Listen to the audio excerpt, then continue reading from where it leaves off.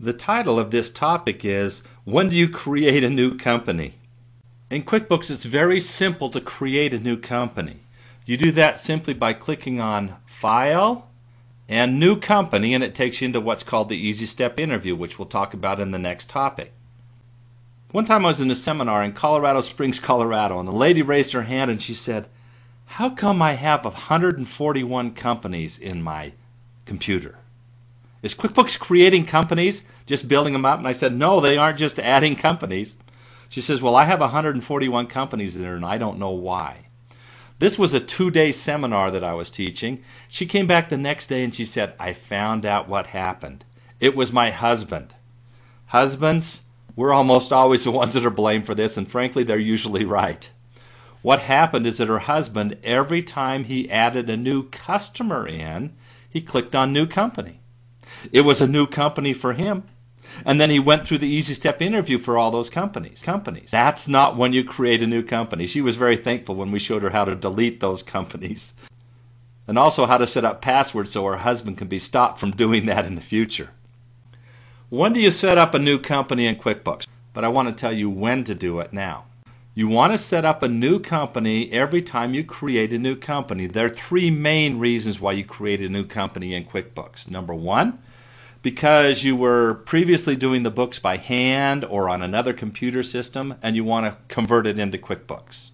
So you're just creating a new company in QuickBooks and you start doing the books in the computer in QuickBooks. That's the first reason. The second reason is if you're actually creating a new company in your business. You're starting a new company and you want to add that in there. You can have as many companies in QuickBooks as you want. So if you're starting a new company, you might want to start a new company with that in QuickBooks. People will sometimes ask, well, what if it's just a branch? Should I just do that? Should I set up a new company for a separate branch? Actually, the answer to that is typically no. You would want to set those up as classes, and we'll talk about classes later. A good rule of thumb for when you want to set up a company is if you have to file a separate income tax return, then you want to set those up as a separate company. If they're all with the same income tax return, then you can set those up as classes and keep track of the profitability for each of the different parts that you want to keep track of. But if you want to file a consolidated income tax return for all of those different companies, which may in fact just be branches or divisions, if you have to file a consolidated income tax return for all of those and want to have those all together in QuickBooks, you want to do that in one company. So create a new company in QuickBooks. The second reason is if you're creating a new business.